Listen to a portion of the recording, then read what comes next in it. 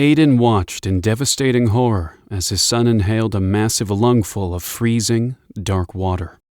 Leo's body went completely limp. His blue eyes rolled back. The small boy stopped fighting the powerful undercurrent. He began to sink into the dark, freezing abyss, fading rapidly into an indistinguishable shadow in the deep water. No! Aiden screamed.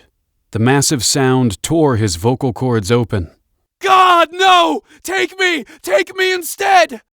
Aiden threw himself flat on his stomach against the freezing ice. He pressed his wet face directly against the solid, smooth surface, staring down into the dark water.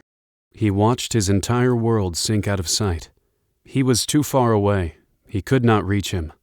The massive lake had taken his son, just as the wild had taken his parents. Aiden's heart shattered completely. And then, without warning, a massive shadow blocked out the bright, blinding sunlight above him. Aiden felt a sudden gust of unexplainable wind sweep across the slick ice.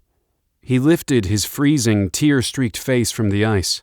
Sam was standing right next to the jagged, open hole where Leo had fallen in. Aiden had absolutely no idea how the stranger had gotten there so fast. Sam had been standing 30 feet away near the heavy sled just seconds ago. He had moved across the slick, frictionless black ice with impossible gliding speed. He had not slipped. He had not stumbled. Sam stood perfectly still at the edge of the dark water. He did not look panicked. He did not look afraid. He looked absolutely, totally furious. Sam stared down into the dark, freezing abyss. His deep blue eyes flashed with a terrifying, undeniable divine authority. The peaceful, quiet traveler was gone. In his place stood a warrior of heaven, staring down a broken world that was trying to claim a child that did not belong to it. Sam did not hesitate. He did not brace himself against the cold. He dropped to his knees right at the edge of the jagged ice. He plunged both of his bare, unprotected arms completely into the freezing, lethal water. Aiden watched, his breath caught in his throat. Sam reached deep into the dark water. He reached much deeper than a human arm should physically be able to stretch. He pushed his hands through the freezing undercurrent, fighting against the powerful thermal drag with extremely effortless strength. Time seemed to freeze.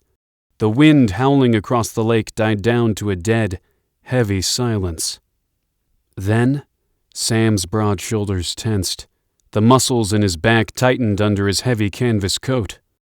With a massive, powerful heave, Sam pulled his arms out of the water. He did not pull up empty hands. Sam dragged Leo's limp, waterlogged body out of the freezing abyss.